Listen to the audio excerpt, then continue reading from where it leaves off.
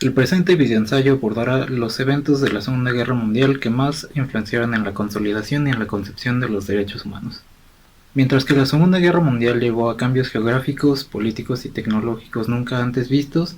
esta época fue también una gran catalizadora de cambios políticos sociales igualmente sin precedentes. Quizá uno de los conceptos más importantes desarrollados a partir de los eventos de la guerra fue el de los derechos humanos. Hasta la fundación de la ONU y la adopción de la Declaración Universal de los Derechos Humanos, realmente no había un estándar internacional con respecto a lo que debería ser garantizado para cada ser humano. Este desarrollo se derivó en gran medida del Holocausto y del nazismo, y del impacto que estos tuvieron no solo para la comunidad internacional, sino para la humanidad en su conjunto. Lo más destacable del Holocausto es el clima político en Alemania que hizo posible su legalización. Mientras que bajo la Alemania nazi prosperaron las ideas antisemitas y racistas, estas se institucionalizaron mediante la ratificación de las leyes de Nuremberg, que excluían a los judíos alemanes de su ciudadanía dentro del Reich y les prohibían el matrimonio e incluso las relaciones sexuales a los judíos con los alemanes de raza o de sangre relacionada. La ley incluso declaraba inválidos matrimonios interraciales que habían tomado lugar antes de la promulgación de la ley o incluso en el extranjero. Mientras que en un principio la ley definía a un judío como alguien con 3 o 4 abuelos nacidos en una comunidad judía, esta definía también a una persona con 1 o 2 abuelos nacidos en una comunidad judía como de raza mixta. Y mientras que inicialmente estos tenían los mismos derechos que los alemanes raciales, estos se les fueron recortando subsecuentemente.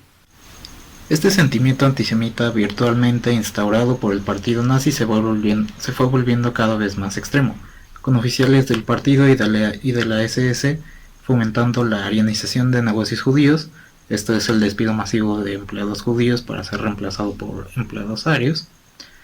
seguido de la creación de guetos, tiroteos masivos a las comunidades judías y últimamente la creación de los campos de concentración. Bajo este clima político de antisemitismo radical, la discriminación y la xenofobia se fue extendiendo hacia otros grupos que el partido consideraba como una amenaza, como los comunistas, los gitanos, los homosexuales y las personas de tez negra. Y este mismo clima sociopolítico fomentó la legitimación del exterminio de estos grupos, bajo motivos igualmente nebulosos que se habían aplicado para los judíos. Por ejemplo, la reforma al párrafo 175 del Código Penal alemán, que incluso antes del régimen nazi tenía ya connotaciones homofóbicas, estableció cualquier expresión de homosexualidad como un acto criminal, llegando incluso a permitir el procesamiento por mirar a un hombre de una manera tentadora. En síntesis, estas muestras de miedo infundado, discriminación, denigración y fundamentalmente crímenes contra la humanidad fueron en gran parte las bases para los derechos humanos como los conocemos hoy.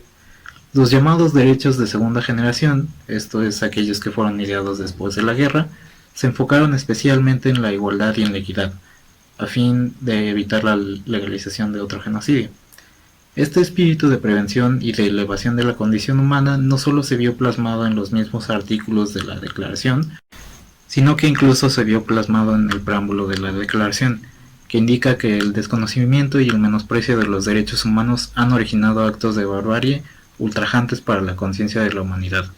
y que se ha proclamado como la aspiración más elevada del hombre, el advenimiento de un mundo en que los seres humanos, liberados del temor y de la miseria, disfruten de la libertad de palabra y de la libertad de creencias.